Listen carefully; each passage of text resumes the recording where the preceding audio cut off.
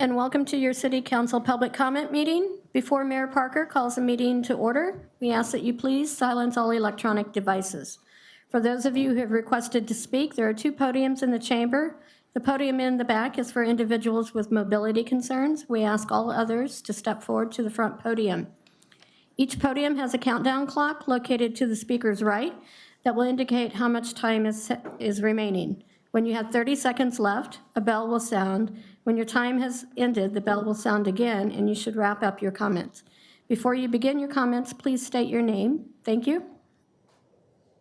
Good evening and welcome to your Fort Worth City Council public comment meeting. Calling us to order. Tonight's invocation will be by Reverend Kenneth Ramsey from the Texas Health Harris Methodist. Please rise for the invocation and remain standing for the pledges of allegiance. Let us pray. Most Holy One, as we gather here this evening, help us to be grounded in love, connected in community, and filled with a spirit of discernment and good judgment.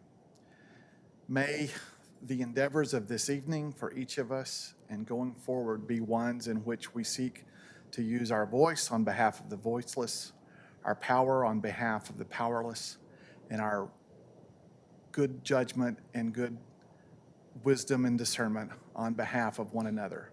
Help us to be rooted in an ethic of love of neighbor and always on a quest to expand our sense of just exactly who our neighbor is. Bless these endeavors this evening. Bless everyone here, and may everyone be safe and sound on their return home. Amen.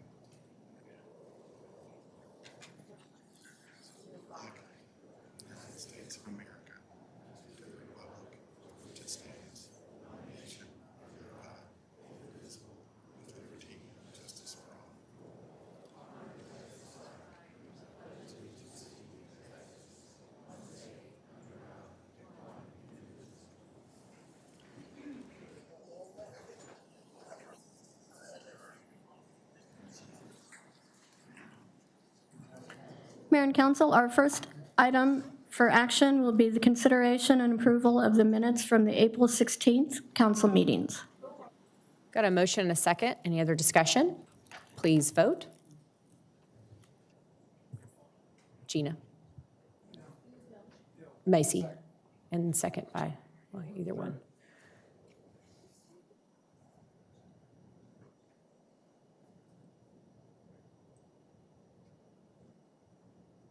Motion carries. Mayor, that concludes all of the action items. Now we're to the public comments. Thank you. Our first speaker is Jake Wilson, followed by Roderick Bryant, who is here on behalf of a group. Mr. Wilson.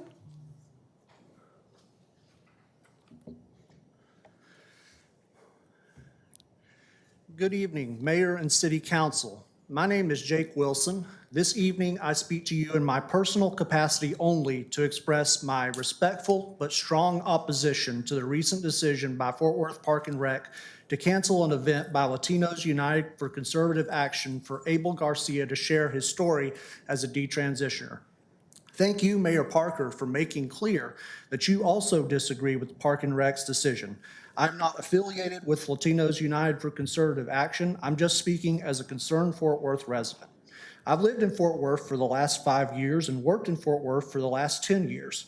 Here in Fort Worth, we are a city of a broad diversity of perspectives. This is not like some parts of rural Texas, but it's also not like New York City either. Here in Fort Worth and in Tarrant County as a whole, this is where the different perspectives really do mix and mingle. We value free speech, we learn to respect each other, and we learn to work together. In this larger discussion about transgenderism, there are some basic worldview differences in play. Under a postmodernist view that truth is relative to the individual, the conclusion one may reach is that a person's external body and biology must yield to the person's internal perception of what gender they are. However, under a Bible-based Christian worldview that absolute truth is external to the individual, it follows that the best outcome for that person is for their internal perception to make peace with the external truth of how God designed us as humans. Abel Garcia wants to share his personal story of how making peace with that external truth was the right path. In this internal versus external discussion, either perspective should be able to rent a public venue and make their case.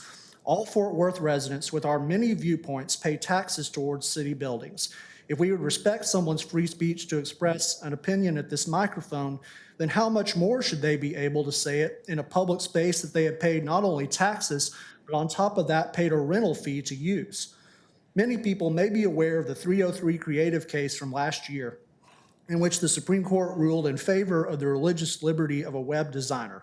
What some may not know is that even Nadine Strawson, the former president of the ACLU from 1991 to 2008, co-authored a joint op-ed in Bloomberg Law with Alliance Defending Freedom CEO Kristen Wagner in favor of the 303 Creative decision.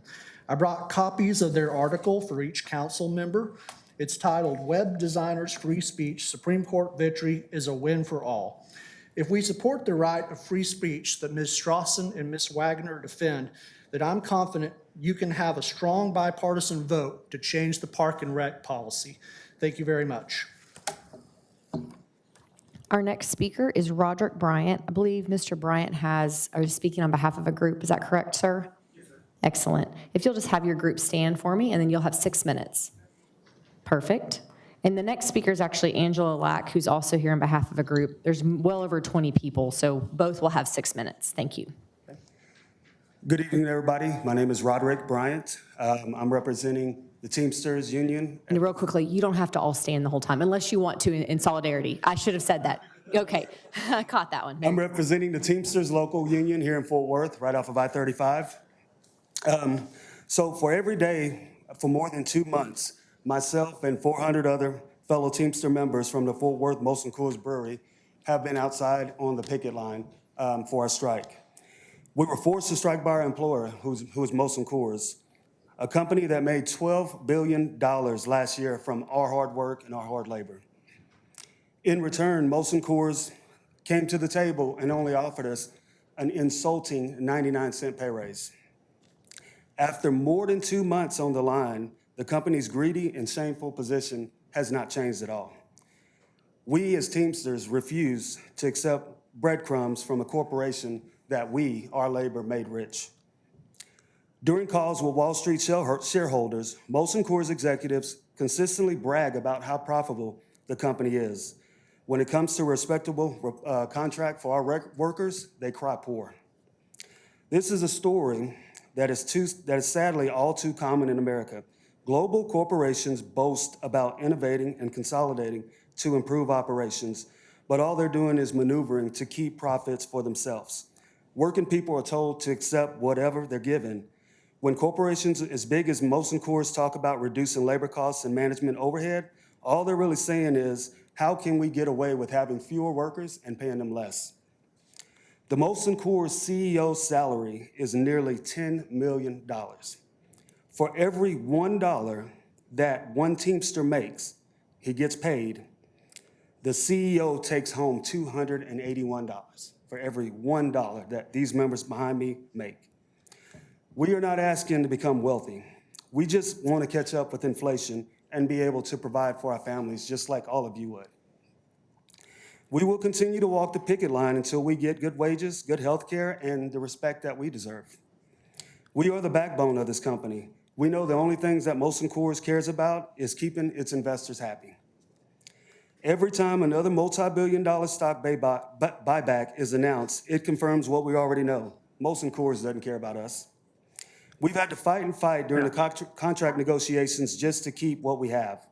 The level of disrespect for our workers is unbelievable. On 2 separate occasions, our negotiating committee waited for hours for the company's negotiators to come back to the bargaining table to talk, only to find out they had left for the day and didn't even bother telling us. And I'm gonna repeat that so it sets in. So on 2 separate occasions, our negotiating committee waited for hours for the company's negotiators to come back to the bargaining table. They had left for the day and didn't even tell us. That's how disrespectful they are. We are the only major Molson Coors brewery in the U.S. that has Teamsters Union representation. This company's unwillingness to reach a fair agreement with workers means its sights are set on breaking the union. That's their goal, to break the union.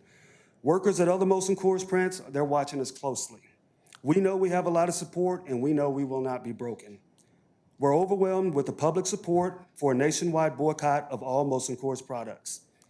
We put our all into making these products, which include Miller High Life, Coors Light, Milwaukee Best, Foster's, Topo Chico, Yuengling, and dozens of other brands.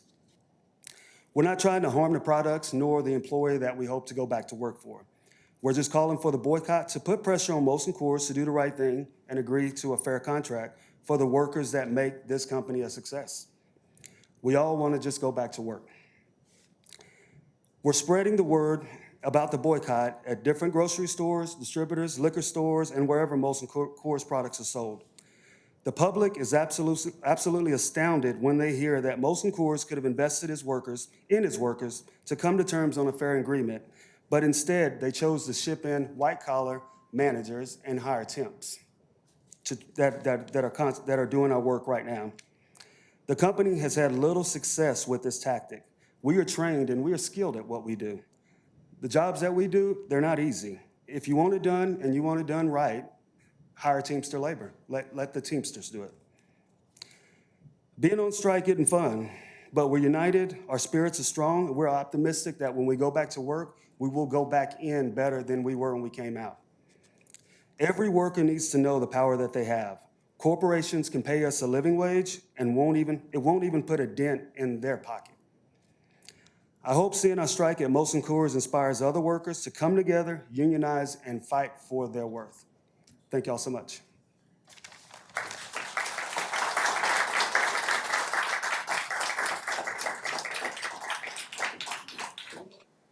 Here is Angela Leck. Ms. Leck, you have 6 minutes. Thank you. Good evening. My name is Angela Leck. I am a resident of Fort Worth. I actually live across the freeway from the brewery that I work at. I am one of more than 400 Teamster employees that are on strike with Molson Coors right now. A company that was once prided for being the company to work for, with better benefits, great pay, better opportunities for a solid future for yourself and for your family. Prior to coming to work for Molson Coors, I worked for Walmart. I was a salaried member of management. I held that position for 10 years. I actually had applied for Molson Coors for 4 years before getting a call. Once I got interviewed, I got a phone call. I got hired as a temp for 6 months, summer help. I left Walmart, salary position, for a chance to hope to make a full-time position with Molson. I worked that 6 months, after which at the end of the season, I was let go, released, my time had been served. 6 weeks later, I got a phone call, had another interview, had a job offer, full-time position. I made it. I remember getting that call, being so excited. I remember my daughter there with me. She stands here today. My dad, who's also here with me, Samuel Bullard, he works for Molson Coors as well. He's been there 23 years, within August, 24 years, sorry. We currently have great insurance.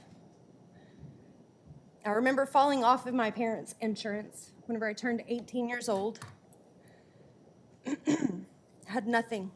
However, with the implementation and federal mandating of Obamacare, she is able to be carried on my insurance until she's 26. She's very fortunate. The insurance that we have is wonderful. Sadly, the company is constantly trying to take that away from us.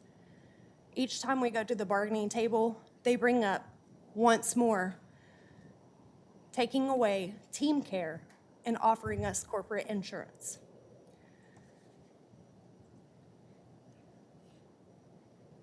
This package that they offer us more than doubles the deductible. So any of us that have family plans would next to never be able to meet that deductible in order for our insurance to actually pick up for us to get the help and health care we need. Furthermore, when we do ask for other details and specifics of this corporate insurance they offer, so that we can review it and be provided with the information to make a good decision, they refuse to give us any of that information to review, which makes it hard to negotiate. On top of that, Molson Coors only offered us this past Sunday a $1.37 raise across a 3-year contract.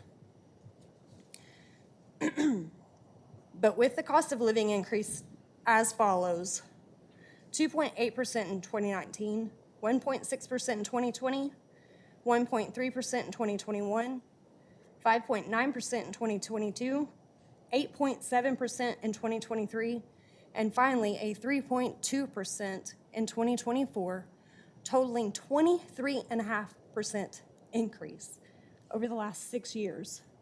We say that's barely a raise. We're not asking for the world. We're just asking for what we deserve. We're asking for a fair contract negotiated in good faith. And these are just two of the examples of Molson Coors' poor negotiation efforts.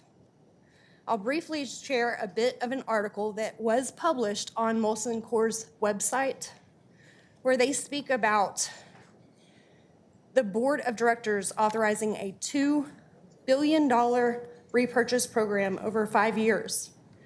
The company's new acceleration plan builds off the successes Molson Coors achieved under its revitalization plan since 2019.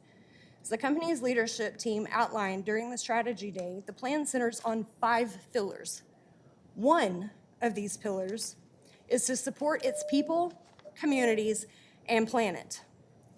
They don't do that. The company has had us on the strike line for 11 weeks now, refusing to negotiate in good faith. Each time we've come to the table trying to make progress, they give us a regressive offer at best. We ask you guys, does this sound like a company that takes care of their people? Thank you for your time. Thank you, Ms. Luck.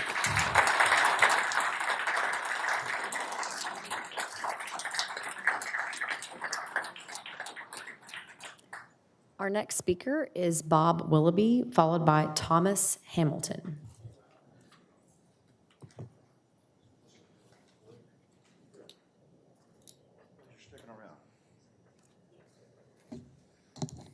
Oh, I got it upside down. Okay, this is from this has been going on for 3 weeks. I've asked questions. I know y'all can't read this out there. That's okay. That's good. This is CCP funds. It says clearly people will be disqualified if they ask for more than $300,000. Well, there's 6 of these on the CCP funds that ask for more than $300,000. Some over $1 million more, a couple of $1 million. That's a lot of money. But here's the problem. You've not answered. Mayor Matty Parker, you're on the board. You're not replied. I would call this is where it goes from a question to corruption is what it goes to. And as long as you don't answer, it's 100% corruption. And when you're talking about $2 million and you're not answering, that's terrible. Oh, let's change this out right quick.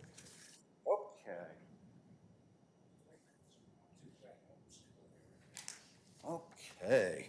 I know you can't read this out here. This is an email from the city. I need you to clarify this for me, Maddie. I notice how y'all pay attention to what I'm saying here. You really focus in on this stuff. Usually you have your heads down or doing something. You said something about the director of code. You won't play my video. I had it played. There's censorship here, big time. And I got to correct the guy I spoke earlier about how we love free speech. If we love free speech, we wouldn't let you take away our right to speak at city council meetings, and you did. This is not a council meeting. There's only 2 council meetings a month. This is a comment meeting. It's a big difference, Charles. You got to know the difference. You don't know what you're doing. This is a comment meeting. Anyway, you don't answer it, either one of them. But we had free speech at the council meeting. We don't have it no more, okay? So now, what I want to clarify here, though, Michelle Gook is not doing her job. She's a director of community and public engagement, does not answer questions, run away from the camera, and you warned me not to go after Michelle, not to email her, not talk to her, none of that. Okay, no one's bothering Michelle. Michelle done clarified, Maddie, that you're the reasoning why she is breaking the rules, that the Drawn Height Neighborhood Association is not allowed their boundaries because of you. You're the reasoning. You're the mayor, and you're interfering with the neighborhood association, and that's dirty, okay? Now, second thing, when we got through last week, you said a bunch of lies about me, which would have been in a video that played tonight. I had a video, and you would not allow that to play, okay? That's censorship. That's not free speech, Carl. That's censorship. And I got news for you. Any of you people that serve, anybody that served for our military and would vote against the people's right to speak, which we have a few up here council members that vote against our freedom of speech in this hall, that's treason. That is a traitor. That's not a vet. That's a traitor to our country, and that's not free speech. Okay, clarify, can we talk about Michelle here? Can't talk about her here. Okay. No. That's what I wanted to clarify. Are you done, Bob? Next speaker is Thomas Hamilton, followed by George Childs. Is Mr. Hamilton here? No. Next speaker is George Childs.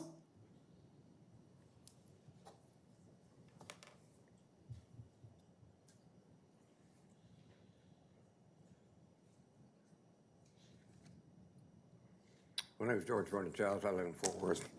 On April 26th, I read an op-ed piece by a current council member in Fort Worth Magazine for February 13th, 2024, which read in pertinent part, quote, "We must make every effort in every facet to guard our democracy, which means listening and tolerating the opinions of others," unquote, and, quote, "understanding when the ideals of others might differ from our own," unquote. On the same day, I read an interview in Fort Worth Report for April 22nd, 2023, in which a current council member stated, quote, "If you're just trying to reach for 3 minutes of fame at a meeting to promote yourself or lob personal attacks, then I have no time for that nonsense," unquote, and quote. "I look forward to continuing to work on behalf of those citizens who have true problems and concerns with city policy," unquote. This is, of course, the same council member, specifically that of District 3. I suggest that this displays a glaring dichotomy, one that only possibly can be healed by defining the word true as used here. I further suggest that any definition will inevitably reflect that person's membership in what I think of as the smooth world. By that I mean a way of life that, while not being perfect, provides a very high level of insulation from, to use his words, problems and concerns, this time in the context of everyday life of the vast preponderance of people. In the smooth world, it is normal for someone who has never in his life relied on public transportation to be on the Trinity Metro Board of Directors. In the smooth world, it is normal for someone who never did a right face, much less heard the singularly unpleasant sound of small arms rounds passing a few feet from his head, to be on the NASJRB Fort Worth Regional Coordinating Committee. In the smooth world, council members put on pristine hard hats and turn one shoveler to dirt, two, if a backup photograph is desired, to stage a mockery of the everyday life of those who build and maintain the physical infrastructure of this nation. And rare indeed is the member of the smooth world who wonders if he or she will be the next to die after someone who wanted to be a police officer for action and adventure sought them by turning a wellness check into a combat patrol. In closing, does the view toward First Amendment activity found in the interview convey the council member's feelings, or does that found in the op-ed? I believe his actions toward Adrian last week clearly indicate the former. Our next speaker is Samin Arinpour, followed by David Martinez.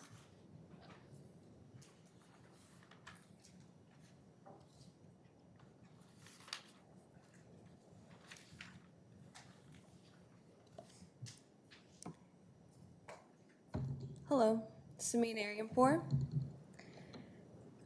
People who stand up and speak out against oppression are the people who can live saying they did everything they could when their grandkids ask, what happened to the Palestinians? But I know my audience, you have no shame.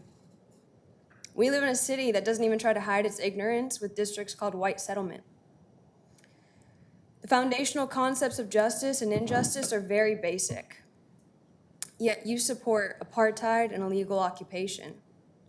How would you feel if soldiers forcibly kicked you out of your home, the home that was in your family for generations? My best friend Teta was 12 years old during the 1948 Nakba, the same year the state of Israel was recognized by, of course, the first time ever, President Truman.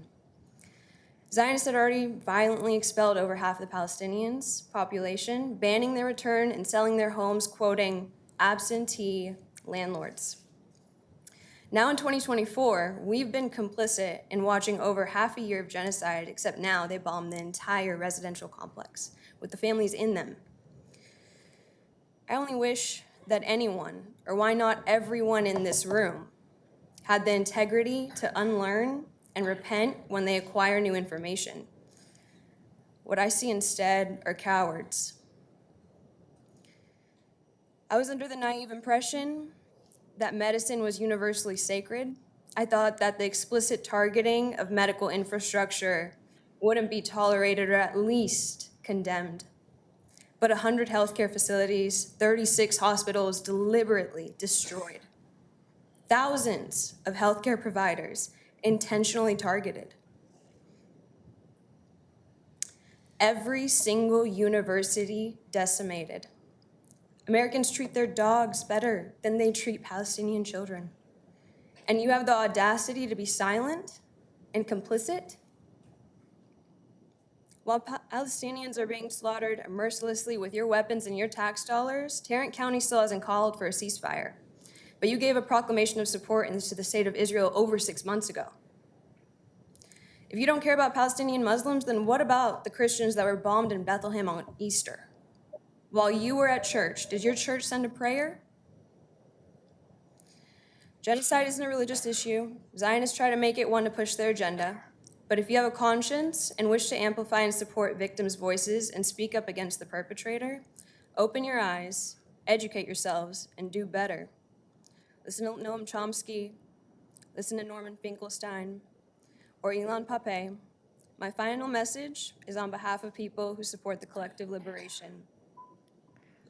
Thank you. Our next speaker is David Martinez. David Martinez, followed by Adrian Smith. Is David here? I haven't seen him. Okay. Adrian Smith, followed by Valerie Stout. Adrian Smith, I am one with the people. I stand here tonight for my last push as it relates to Proposition A that's due to be voted on here this upcoming May 4th by the residents, the constituents, the people of Fort Worth, the taxpayers. Proposition A $701 million renovation project as it relates to the Fort Worth, Convention Center. So I looked at the Visit Fort Worth's website, and it lists 1,728 hotels. Okay? Now, you all's little flyer, this little thing, this impersonal thing, I call it impersonal because as our elected representatives, you should have been coming out to the community explaining why we need this. But no, what do? You take a little flyer, you spend money on this, taxpayer money, put a couple of faces on her to get us to... Sustained. Adrian, I'll add your time back. I just want to clarify. I'll give you your time back. I just want to clarify for the audience. We're actually legally not allowed to speak on Proposition A, and we're not prohibited from using taxpayer dollars as a completely separate entity. But you can continue. He was at 1 minute, 52 seconds. Thank you. So, as I stand here, it says that one thing it says is job creations. Now, job creations will be short-term considering anything hosted at the convention center is not long-term. Also, vendors will have to bid for said contracts. Now, if the state, because you all said a 17% occupancy tax on hotels. The state already allocates that, right? You all could have just voted that in without even having to, okay, shake your hands, do all that, but this is why we're here, because you all should have been explaining this. So, allocated by the state, again, you all could have voted that in. And if I'm wrong, then you all have to get on record and make the correction. But again, you all needed something from the people. And you know you couldn't do this without the people. So, I'm a no vote. I already voted. I voted for second day of early voting. I already voted no. I'm a no vote. So I'm asking the people who haven't voted, please to vote no, please to vote no, please to vote no.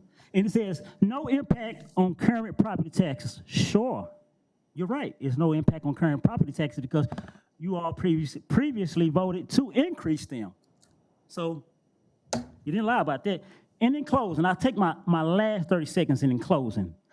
I think you all owe the residents, the constituents, the people that put you in office, an answer as it relates to Mr. Victor Turner. I don't know his tenure here with the city of Fort Worth, but just for someone just to up and resign without giving explanation, you know, it calls for pause, you know, as to what was going on. And I asked the Point of order, report. employee matters are confidential and not to be discussed in a public forum. You are out of order and uninformed. Adrian, the conclusion of your time. Thank you. Our next speaker is Valerie Stout, followed by Farial Taib.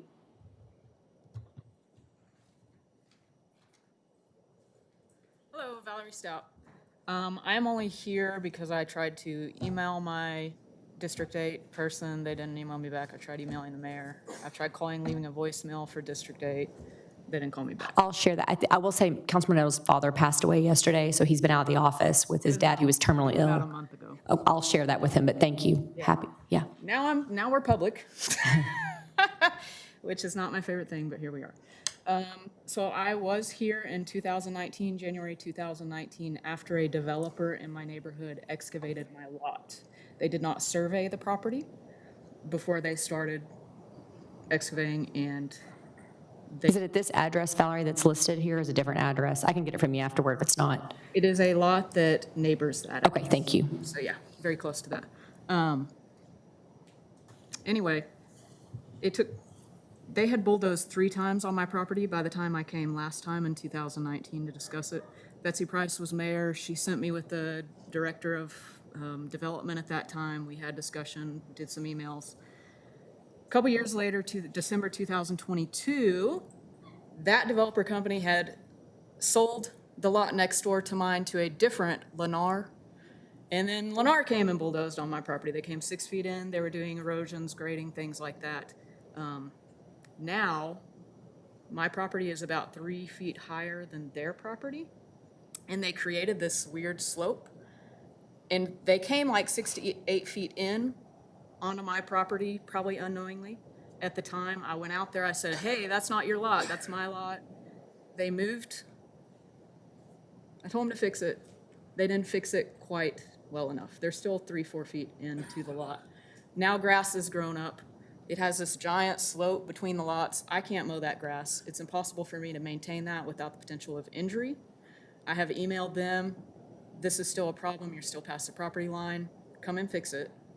They have come surveyed. They found they messed up. And we're in a state where I'm asking just to repair, right? Just put my property back the grade it was and the level it was where I can mow it. The first developer was a real estate lawyer who now seems to be involved, whether he's like representing him, I don't know, but he's back involved. I would like to, when they have meetings, because things are gonna have to be approved when they do repair this lot, I would like to be involved in those meetings. Work has been done on my lots that the city approved. I was never, as a property owner, I was never told there was a meeting about this work that's done on my lots. I was never notified that the work was gonna happen. It's like one day, and this is a different area than the lot we're talking about. But one day, they just show up and they're here to tear up my property, and I've never had a chance to discuss anything, put my, as the property owner, put my word into it, or even be notified it's gonna happen. Thank you, Valerie. I think Dana Bergdorf is waving her hand right here. She's an assistant city manager.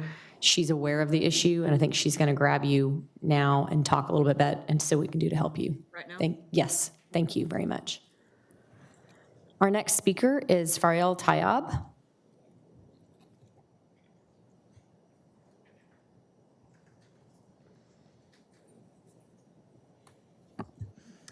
Good evening, Council. Please excuse my voice today. In the state of Texas, we have 2 state senators, 38 congressional district representatives, 150 state representatives, 31 state senators, and now here in Fort Worth, 11 council members. I bring that up just to mention that that is quite a few politicians who choose to ignore us. Don't tell me I don't follow procedure, because each representative has been called, each senator has been left sometimes over 500 voicemails a day.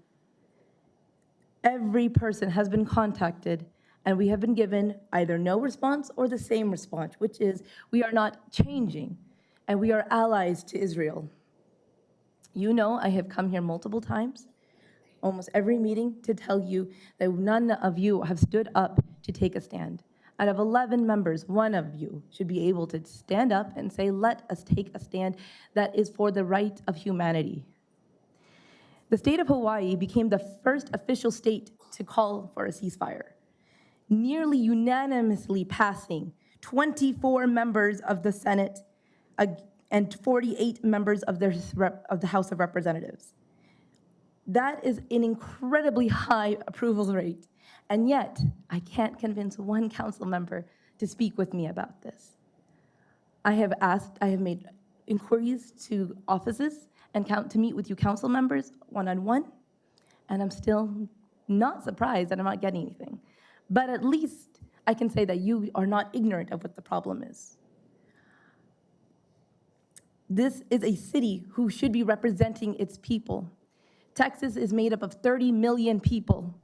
All of those politicians are failing to take up arms when their people are mobilizing. We have 3 universities that are protesting today, UNT, UTD, and UTA. Tarrant County needs to take action.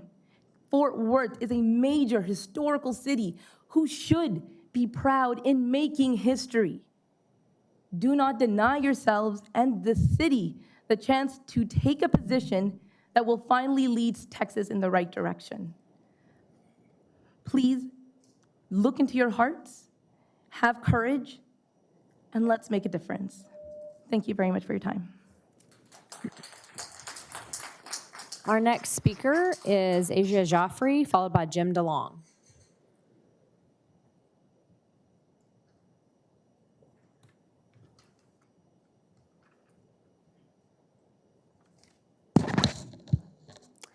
Hello again, Council. Since you haven't listened to me any other time I'm here, maybe just because I'm a kid, I want to give the testimonies of Dr.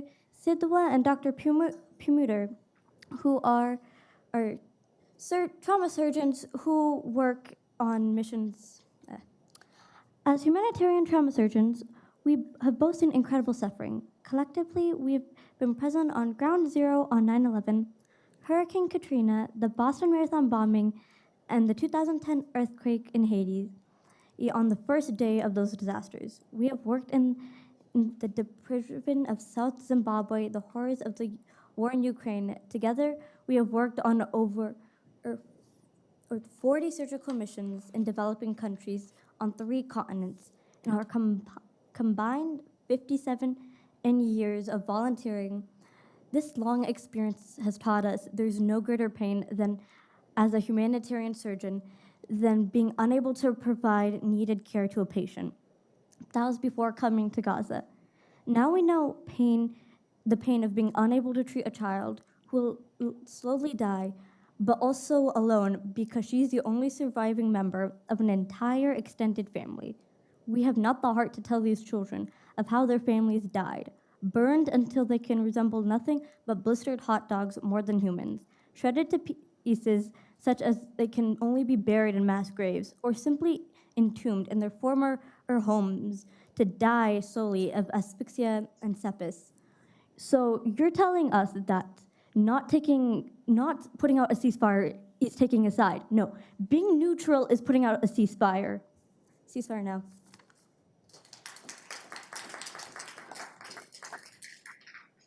Speaker is Jim DeLong, followed by Emmanuel Mata.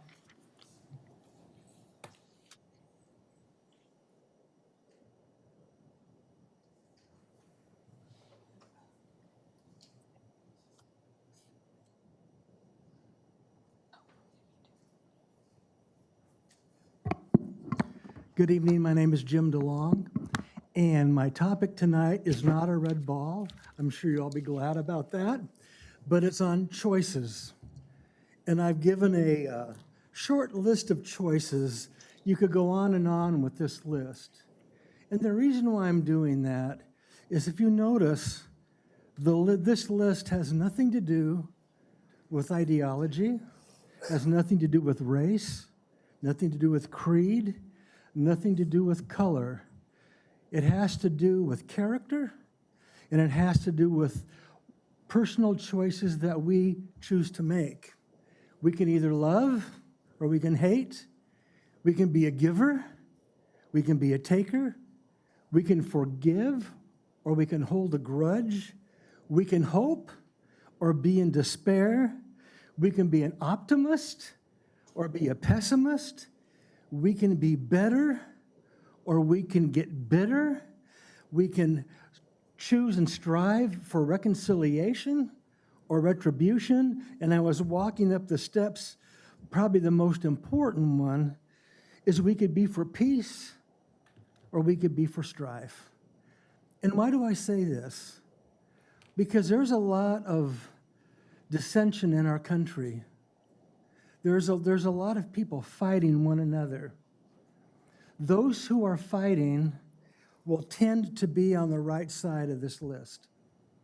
Those who are trying to be a part of the solution tend to be on the right side of this list. And I want to encourage all of you up here, and I thank you for your service. I thank you for the hours that you spend every week away from family and home on the meager salary that you get. I don't know how you can do it, but I thank you for your service. And my encouragement is to you in our city. Let's choose hope. Let's choose to be a forgiver. Let's choose to be a giver. Let's choose to be an optimist and be better. These are all choices independent of our race, creed, or color, but fundamentally important for our survival. Thank you. Our next speaker is Manuel Mata, followed by Arsalan Joffrey. My name is Manuel Mata. I live in District 9, and first and foremost, I want to give glory to God for me being able to stand here before you and say this.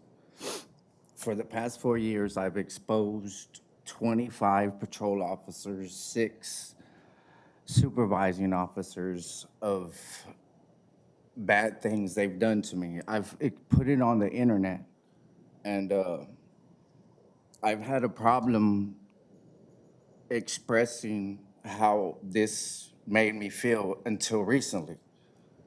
I just explained to you a number of police officers, and it only took one police officer to show me a different understanding, because not only did he change my view about the Fort Worth Police Department, he led me to God.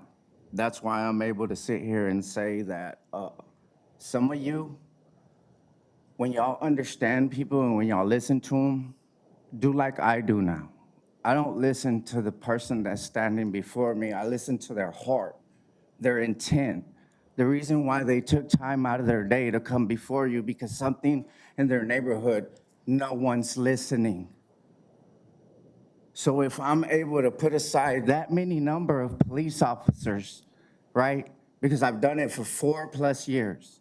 And for the past 3 months, I've been in church. I've been volunteering my time to give back to my community that I destroyed years ago. So if I'm able to do that, and not only overlook police officers that are still doing it today and be together with one police officer in my neighborhood and give back to it, what's keeping everybody from listening to these people's heart? What their intent is when they stand before you. It doesn't matter if y'all don't like what they say or how they say it to you. Look into their heart, the way they're saying it to you. Because I promise you, I still don't agree with the way the Fort Worth Police Department works, and I've dedicated my time, my free time. I'm supposed to be in jail right now for 180 days for a crime I got convicted of in this court. And by the grace of God and over 2,000 people of my church prayed, I'm able to sit here and tell all of y'all, if y'all don't do it, no one's gonna listen to y'all ever again. Remember that. Have it in your hearts. These people don't have no one else to say it to. Who else is listening? Companies, police officers, organizations in their neighborhood don't pay attention. You're their last hope.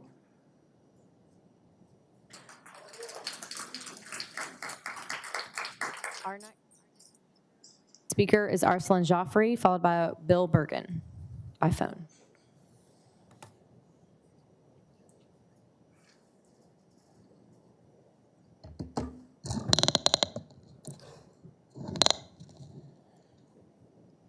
Good evening. So as a recap, the following is now status quo.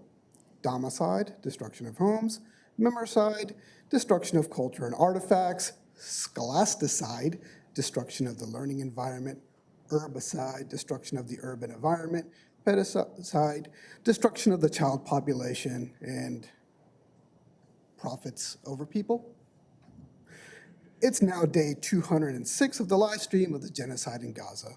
All right. We are now selective on international laws and treaties. Consulates are no longer sovereign territory, and the UN Security Council resolutions are no longer binding. Let's see here. We are now selective on federal law. We do not provide military aid to groups that violate human rights, but it's okay because we decide if people are human or not. Okay. We are now selective on state law. Our public universities were provided extra protection for free speech in 2019, and now we send DPS to break up kids in a drum circle. We know your conditioning makes it hard for you to take us seriously, but our warnings have been panning out. We had told y'all, friends don't let friends commit genocide back in February. That's now a common refrain from Israeli genocide scholars. Please make it a priority to listen to us, just like Mate was saying. The city council appears to be the last set of adults in the proverbial government room. Please step up and do the right thing. A ceasefire resolution is the least of what needs to be done. Y'all now need to be guaranteeing our basic freedoms. What's happening is the proverb of how to domesticate a wild hog. You take away international treaties, that's the first fence. You take away federal law, that's the second fence. You take away state law, that's the third fence. And now if the city doesn't do anything, you're gonna box us all in and have us pigs to be ready for slaughter. Ceasefire now.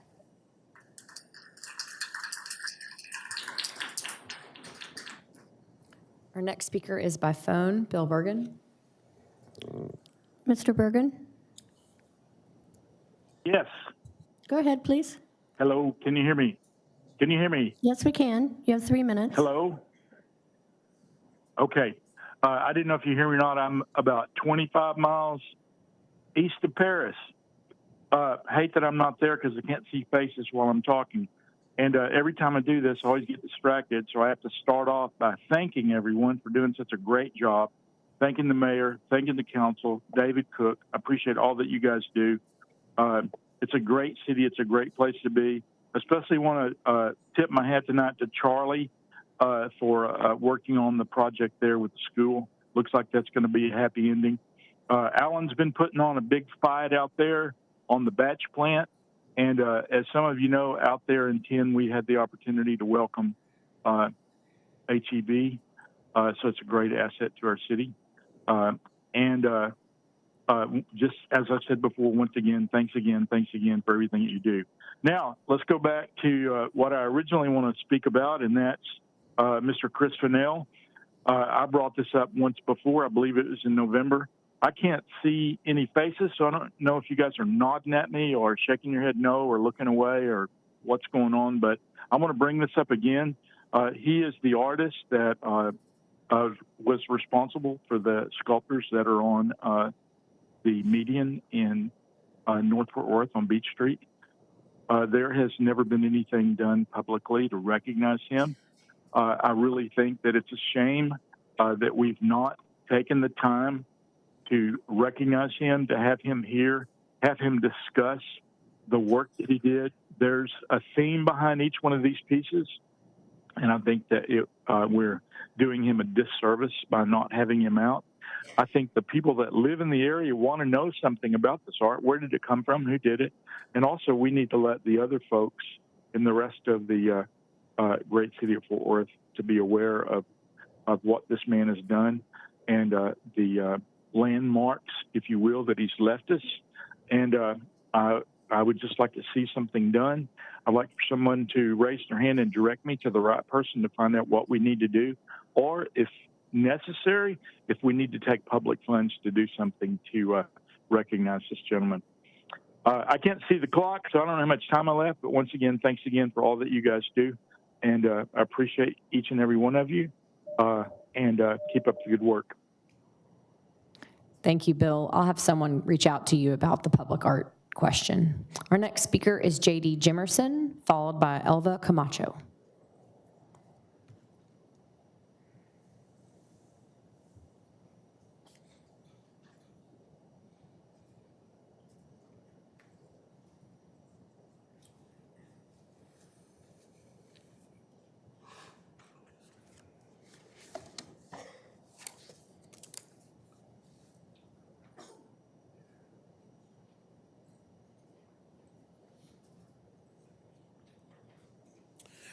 I want to say good afternoon to everyone that's in attendance and giving honors to our council members. I want to say thank you for being there.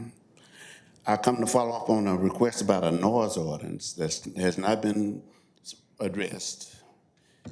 And I want to say thanks, Carlos, for the meeting that we had and the results that we found that there have not been any permits issued. All right, so the protests that I've been bringing forth for the past 2 years, stating that I had received notices at my front door by officials from the city stating that an event was being done and it had been permitted is not true. I am a member of the 4th Greater North Side previously. I am not for the past 3 months. I'm not, but I am I'm just an advocate for that area. But whenever I make a statement to those people and it cannot be verified and they're being told different things by police officers that are contrary to what I know to be fact, my word doesn't mean nothing because they're not going to accept what I say because of who I am.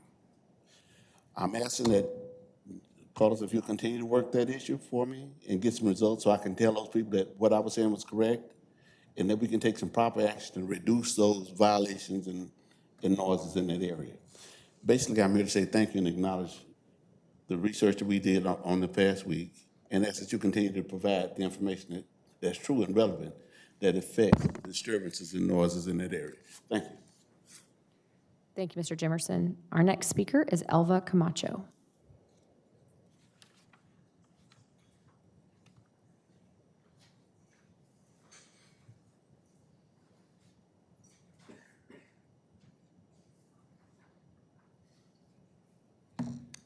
I have something to give to you guys here.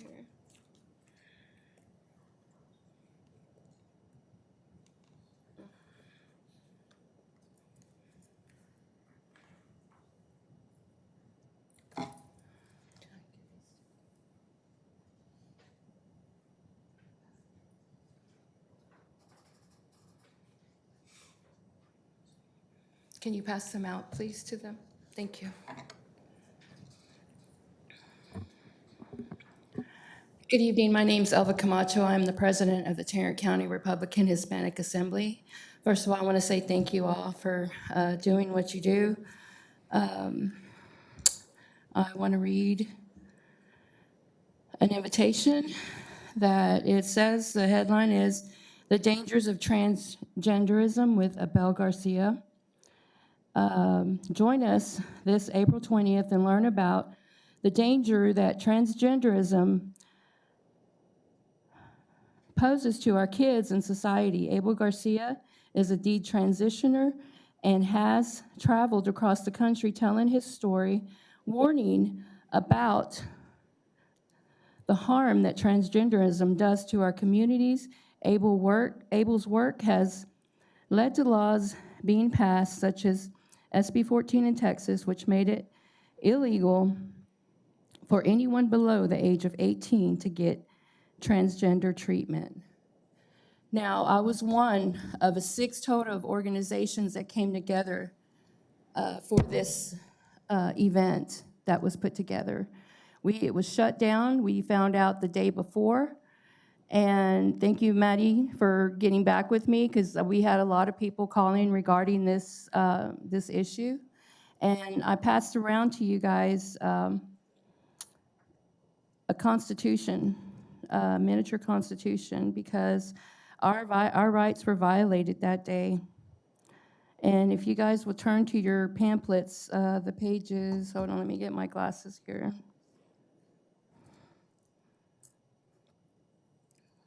It would be page 19 on the books that I gave you in the First Amendment. And I've been up here and I've read this before. I mean, I've told you and I've read this before. So this time I'm giving you a book so that you guys can carry it around with you and remember what it says about the First Amendment and other amendments. The one that I'm referring to tonight is the First Amendment. Congress shall make no law respecting an establishment of religion or prohibiting the free exercise thereof or abridging the freedom of speech or of the press or of the right of the people peaceably to assemble and to petition the government for a redress of grievances. You guys violated our First Amendment rights. Mr. Cook, it was you who shut down our event. It was not hate. There was hate from it. It was a man who had a testimony, who there were people there. You have pros and cons about everything. This is something that our community needs to hear, and the dangers that it poses to our kids. His testimony was outstanding. If you guys can go to our page and look at it, it was a testimony about faith and all the transgressions that he has to put. Ms. Camacho, thank you very much. That's the last, excuse me, Council, that's the last of our speakers this evening. Meeting is adjourned.